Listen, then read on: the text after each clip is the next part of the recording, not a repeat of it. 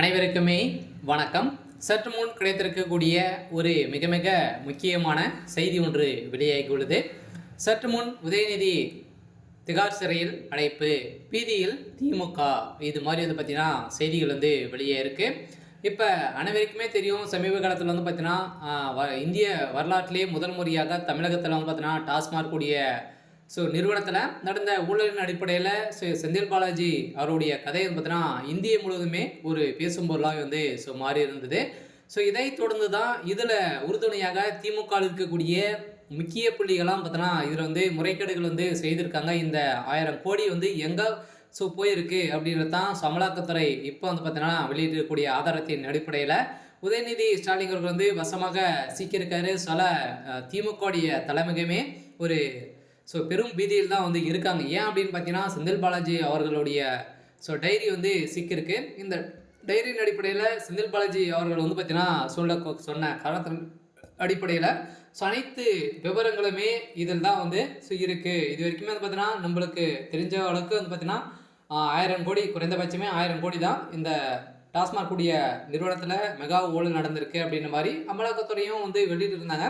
இருந்தாலும் பார்த்தீங்கன்னா இது வரைக்குமே 50,000 கோடிக்கு மேலே பார்த்தீங்கன்னா செந்தில் பாலாஜி அவர்கள் வந்ததுலேருந்தே 50,000 கோடிக்கு மேலே மெகா ஊழல் நடந்திருக்கு அப்படின்னு மாதிரி இப்போ பார்த்தீங்கன்னா டேட்டா கலெக்ட் பண்ணியிருக்கக்கூடிய நிலையில் தான் இப்போ அதிரடியாக அண்ணாமலை அவர்கள் களத்தில் இருக்காங்க. இதன் அடிப்படையில் தான் இதில் பார்த்தீங்கன்னா உதயநிதி ஸ்டாலின் அவர்கள் சம்பவத்தின் அடிப்படையில் ஒரு நிறைய பிராண்டுகள்லாம் பீர் மூலமாக விற்கிறாங்க இல்லையா. இதன் அடிப்படையில் உதயநிதியுடைய டாஸ்மாக் கூடிய ஆலைகளும் பார்த்தீங்கன்னா ரைடுகள் நடந்தது. அவருடைய போட்டிருக்கக்கூடிய சிஎஸ்கே உடைய டிஷர்ட்லாம் பார்த்தீங்கன்னா ஒரு விளம்பரம் படுத்திருப்பாங்க. இந்த விளம்பரம் என்ன விளம்பரம் அப்படின்னு பார்த்தோன்னா என்ன பிராண்டு அப்படின்னு பார்த்தீங்கன்னா உதயநிதியுடைய ஒரு ஓன் பிராண்டாக பார்த்தீங்கன்னா ஒரு பீர் ஒரு விளம்பரம் தான் அவர் கொடுத்து இந்த விளம்பரத்தின் அடிப்படையில் மெகா ஊழல் நடந்திருக்கு அப்படின்ற மாதிரி பார்த்தீங்கன்னா இப்போ வெளியேறக்கூடிய செய்தியின் அடிப்படையில் உதயநிதி ஸ்டாலினுடைய கதை